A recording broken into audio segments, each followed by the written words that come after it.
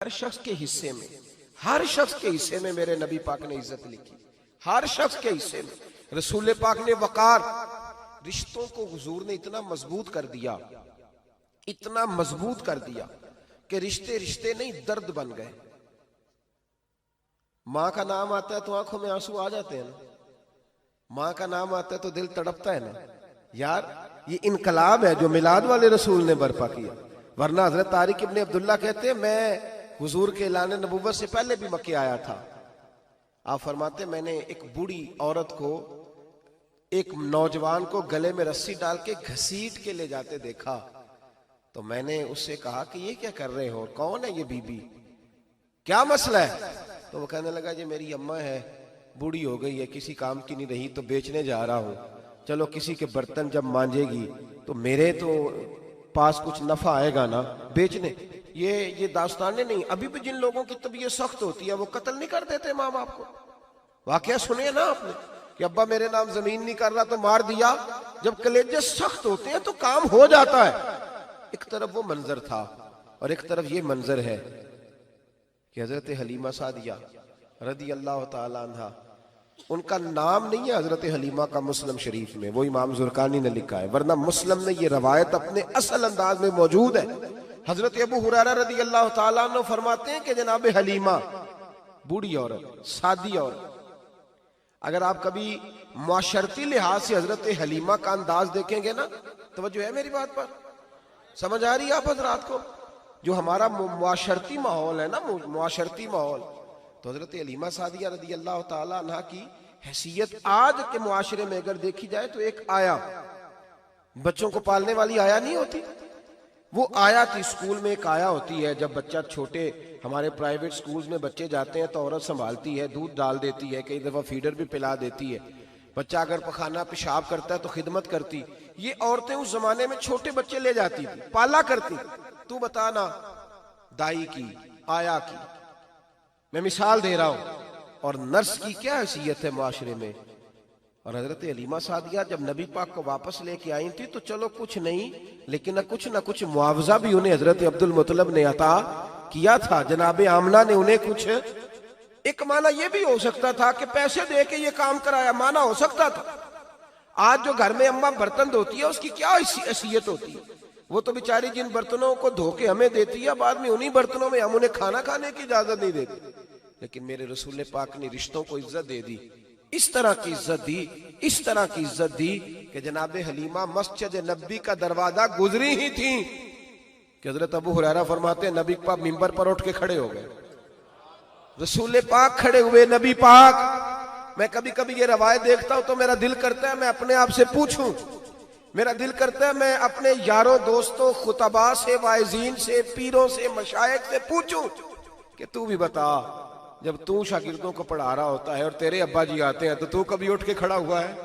اپنے جیسے لوگوں سے، اچھے علماء کی بات نہیں کرتا، کبھی سوال کروں۔ یہ بڑا مشکل کام ہوتا ہے، بڑا مشکل کہ عالم دین تقریر کر رہا، والد آ جائے، بندہ اٹھ کے کھڑا ہو۔ لیکن رسول پاک نے عزتیں دی، وقار دیا۔ جناب حلیمہ داخل ہوئی تو حضور منبر پہ کھڑے ہوئے اور اتنی تیزی سے حضور آگے بڑھے، اپنی چادر کو اتارا اور پھر میرے رسول نے زمین پہ بچھایا، اور پھر حضرت حلیمہ سعدیہ بیٹھ گئیں۔ اور جناب ابو ہریرہ فرماتے ہیں جتنی دیر نبی پاک ان کے سامنے بیٹھے رہے، اتحیات کی حالت میں بیٹھے رہے۔ حضور نے رشتوں کو وہ وقار دیا، وہ حسن دیا کہ رشتے درد بن گئے ہیں۔ اب ماں کا نام دل میں بعد میں آتا ہے، زبان میں بعد میں آتا ہے، آنسو پہلے آتے ہیں۔ اب ماں کا رشتہ ایک وقار ہے، ایک حسن۔ الحاوی للفتاوی میں امام جلال الدین سیوطی رحمت اللہ لکھا ہے، فتح مکہ کے بعد نا کمال ہو گیا، وَرَأَيْتَ النَّاسَ يَدْخُلُونَ فِي دِينِ اللَّهِ أَفْوَاجًا، فوجوں کی فوجیں دین میں آ گئی۔ ایک زمانہ تنہائیوں کا ہوتا ہے، ایک عروج کا ہوتا ہے۔ عروج کے زمانے میں بڑے تعلق، بڑے رش، بڑی باتیں۔ اب حال یہ تھا فتح مکہ کے بعد کہ پہلے تو ایک آدھ آدمی کلمہ پڑھتا تھا، فوجوں کی فوجیں آتی۔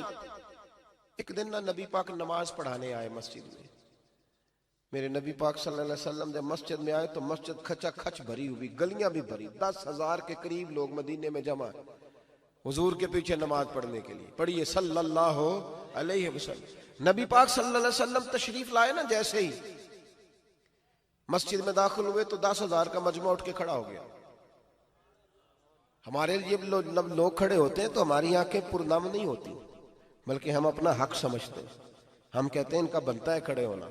हालांकि भाई दुनिया सब के लिए खड़ी नहीं होती। जब कोई खड़ा हो ना तो नजर झुक जानी चाहिए और तेरे दिल में ख्याल आना चाहिए कि या अल्लाह मुझ पे रहम ही रखना, ऐ अल्लाह मेरी पर्दा पोशी करना, या अल्लाह ये तेरी दी हुई इज्जत है, मेहरबानी कर खुफिया तदबीर से महफूज फरमा।